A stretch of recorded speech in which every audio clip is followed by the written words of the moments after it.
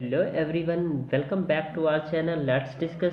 सो friends, आज हम आप सभी के लिए क्लास 9th का सामाजिक विज्ञान का वर्कशीट नंबर 46 लेकर आए हैं। और यह वर्कशीट आपका 20 अक्टूबर 2020 के लिए है।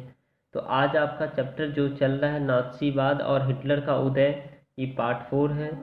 तो आइए इसे प्रॉपर वे में डिस्कस करते हैं। फ्रेंड्स, अगर आप हमारे चैनल पर नए हैं तो चैनल को सब्सक्राइब कीजिए, लाइक कीजिए, शेयर कीजिए और बेल आइकन को प्रेस कीजिए ताकि आपको लेटेस्ट नोटिफिकेशन मिलते रहें। ओके फ्रेंड्स, तो लेट्स स्टार्ट। हिटलर द्वारा जर्मनी में शासन यानी समाज को नियंत्रित और व्यवस्थित करने के लिए विशेष निगरानी और सुरक्षा दस्ते गठित किए गए। पहले से मौजूद बाहरी वर्दीधारी पुलिस और स्टॉर्म एसएस के अलावा गोस्तापने गुप्तचर राज्य पुलिस और एसएस अपराध नियंत्रण पुलिस और सुरक्षा सेवा एसडी का भी गठन किया गया। इन दस्तों का बेहिसाब अधिकार दिए गए। किसी भी देश निकाला किसी को देश निकाला या गिरफ्तार किया जा सकता था। अर्थात हिटलर का जो शासन था वो बहुत ही खतरनाक शासन था। जो हिटलर ने मतलब शासन को अच्छे तरीके से करने के लिए बहुत सारे जो क्या कहते हैं वर्दीधारी पुलिस बनाए, गोस्तापो जो है ना गुप्तचर राज्य पुलिस किए, एसएसएस अपराध नियंत्रण पुलिस की और सुरक्षा सेवा एसडी की का भी गठन किया। ठीक है दोस्तों। अब किसी भी को भी कैद कर यातना गृह में भेजा जा सकता था। 1933 में हिटलर ने लीग ऑफ नेशनल से पल्ला झाड़ लिया और 1936 में राइनलैंड पर दोबारा कब्जा कर लिया।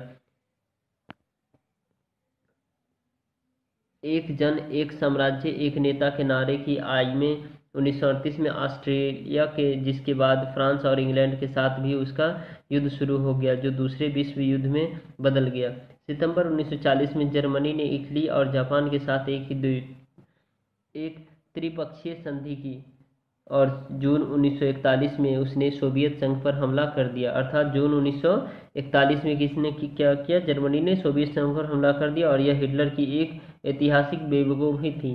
अर्थात हिटलर की बेवकूफ़ी था। ये आपको समझना चाहिए, जो हिटलर बेवकूफ़ भी था और बुद्धिमान भी था। जब जापान ने हिटलर को समर्थन किया और पर्ल हार्बर पर अमेरिका ठिकाने को बमबारी का निशाना बनाया गया तो अमेरिका भी दूसरे विश्व युद्ध में कूद पड़ा और यह युद्ध मई 1945 में हिटलर की पराजय और जापान के हिरोशिमा शहर पर अमेरिका परमाणु बम गिराने के साथ खत्म हुआ। अर्थात हिरोशिमा पर जो 1945 में जो 6 अगस्त 1945 में हिरोशिमा पर बम गिराया गया परमाणु बम, जिस बम का नाम था लिटिल मैन फैट, और 9 अगस्त 1945 पर नागासाकी पर गिराया गया, जिससे उसके बाद ये अंत हुआ। ये द्वितीय विश्व जो 1939 से लेकर के 1945 तक चला था। अब सत्ता में पहुंचते ही नाजियों ने युद्ध आर्य जर्मन के अलावा अन्य नस्लों बीमारी और समाज को अवांछित मान उसका सफाया करना शुरू कर दिया। यूथनेजिया यानी दया मृत्यु कार्यक्रम के तहत लाखों जर्मन को मार दिया गया और नाज़ी जर्मन में सबसे बुरा हाल यहूदियों का हुआ। उनकी नज़र में यहूदिया आदतन हत्यारे और सूदखोर थे जो अपनी घनी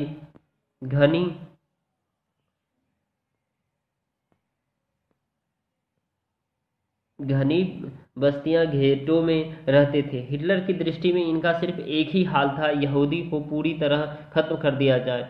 मतलब हिटलर चाहते थे जो यहूदी जो है ना वो एकदम बेकार है उनके लिए, और वो हिटलर चाहते थे जो यहूदी के जो पूरे सबको खत्म कर दिया जाए। हिटलर की दृष्टि में इनका सिर्फ एक ही हल था, यहूदियों को पूरी तरह ख़त्म कर दिया जाए। और नाज़ियों ने यहूदियों को तरह तरह से आतंकित किया और उनकी आजीविका के साधन छीन लिए गए, उन्हें शेष समाज से अलग थलग कर दिया गया और बाद में उन्हें पोलैंड में बनाए गए गैस चैम्बर में ले जाकर मार देने की रणनीति अपनाई गई। कितना दुखद समाचार है, बताइए कि किस तरह से यह जर्मनी में के हिटलर जो ना यहूदियों को इस तरह से उन्हें यातनाएं देते थे।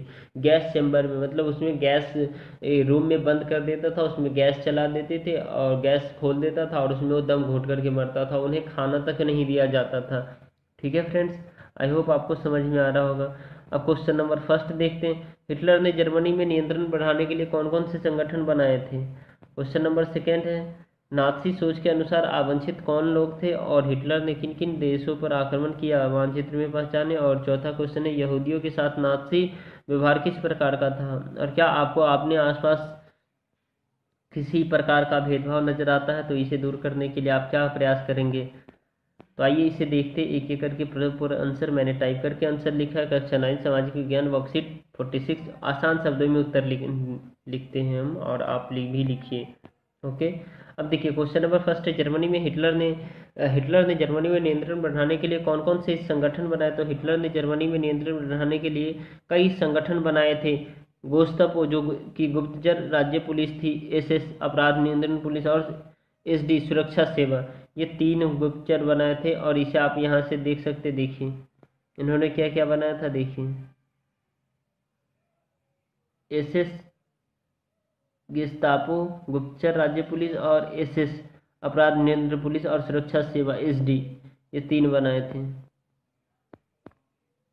अब आप क्वेश्चन नंबर सेकेंड देख पा रहे हैं, नाथसी सोच के अनुसार आवांछित लोग कौन थे। तो इस सोच के यानी नाथसी सोच के अनुसार शुद्ध आर्यन जर्मन के अलावा अन्य नस्लों, बीमारों और यहूदियों को आवंटित लोग माना गया था। आवंछित लोगों को नाजीवाद के द्वारा हटाया जा रहा था। तो नाथसी सोच के अनुसार ये लोग थे। ठीक है, अब हम क्वेश्चन नंबर क्या करेंगे, थर्ड करेंगे। क्वेश्चन नंबर थर्ड क्या, बहुत ही इंटरेस्टिंग क्वेश्चन है। हिटलर ने किन किन देशों पर आक्रमण किया, मानचित्र में पहचाने। हिटलर ने पोलैंड, फ्रांस, इंग्लैंड और सोवियत संघ पर आक्रमण किया। आइए इस मानचित्र में मैं आपको दिखाता हूँ। वैसे ये मानचित्र बहुत छोटा है, ठीक है। देखिए आपको अपने बुक में एक मानचित्र दिया होगा, ठीक है। उस मानचित्र में आप क्या करेंगे, इसे देखेंगे। ओके फ्रेंड्स, यहाँ दिख नहीं रहा, ठीक है, ठीक है, इसमें ही है ये सारा।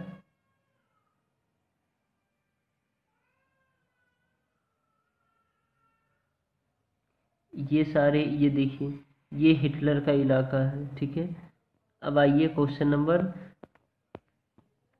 सेकंड तो देख लिया हमने, क्वेश्चन नंबर थर्ड भी देख लिया। अब क्वेश्चन नंबर फोर्थ देखते हैं। Okay friends, question number fourth बहुत ही इजी है और बहुत ही आसान है।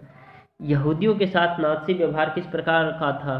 तो ये नाज़ी व्यवहार यहूदी के प्रति बहुत ही बुरा था। लोगों ने यहूदियों को पूरी तरह से समाप्त करने का प्रयास किया। नाज़ियों ने यहूदियों को तरह तरह से परेशान का ब यहाँ ब होगा, ठीक है, सिर्फ ब लिखिए, ब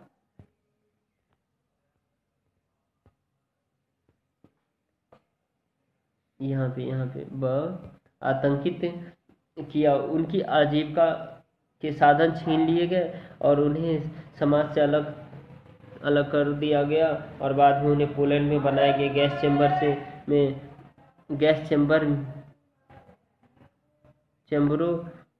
ये गैस चैम्बरों है, ठीक है दोस्तों, में ले जाकर मार देने की रणनीति अपनाई गई। और इस प्रकार यहूदी के साथ बहुत बुरा बर्ताव किया गया। बहुत ही दुखद समाचार है दोस्तों। अब ये क्वेश्चन नंबर फिफ्थ है, क्या आपको अपने आसपास की किसी प्रकार का भेदभाव नजर आता है तो उसे दूर करने के लिए आप क्या प्रयास करेंगे। तो हाँ, हमारे आसपास कई प्रकार के भेदभाव देखने को मिलता है, जिसे हमारे पितृसत्तात्मक समाज के अंतर्गत लड़के को अधिक वरीयता दी जाती है, जबकि लड़कियों को कम। इतना कि लड़कियों को कहीं जाती है कि तुम घर में रहो, तुम पढ़ लिख कर क्या करोगे, तुम चूल्हा चौका करोगे इत्यादि। इसे हम केवल समाज को शिक्षित करके दूर कर सकते हैं, और व्यक्तिगत परिवार में जाकर उनकी जो रूढ़िवादी विचार है उसे समाप्त कर सकते हैं। क्योंकि महिलाएं भी आज पुरुषों की तुलना में कम नहीं है, वह भी अपने परिवार का भरण पोषण करती है और अपनी काबिलियत दिखाती है। ओके फ्रेंड्स, और इस क्वेश्चन का आंसर और आप भी लिख सकते हैं बहुत सारे, जैसे आप देख सकते हैं जो हमारे समाज में किस तरह से भेदभाव है।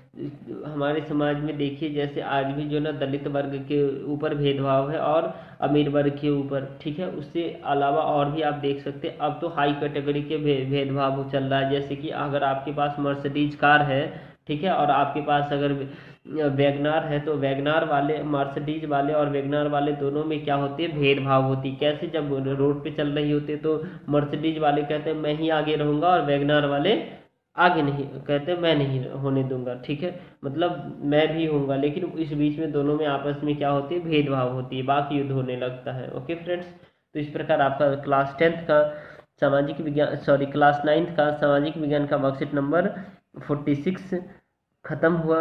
और अगर आपको इसके रिगार्डिंग कोई भी जानकारी चाहिए तो आप मुझे कमेंट बॉक्स में कमेंट कर बता सकते हैं। ओके फ्रेंड्स, तो थैंक्स अ लॉट।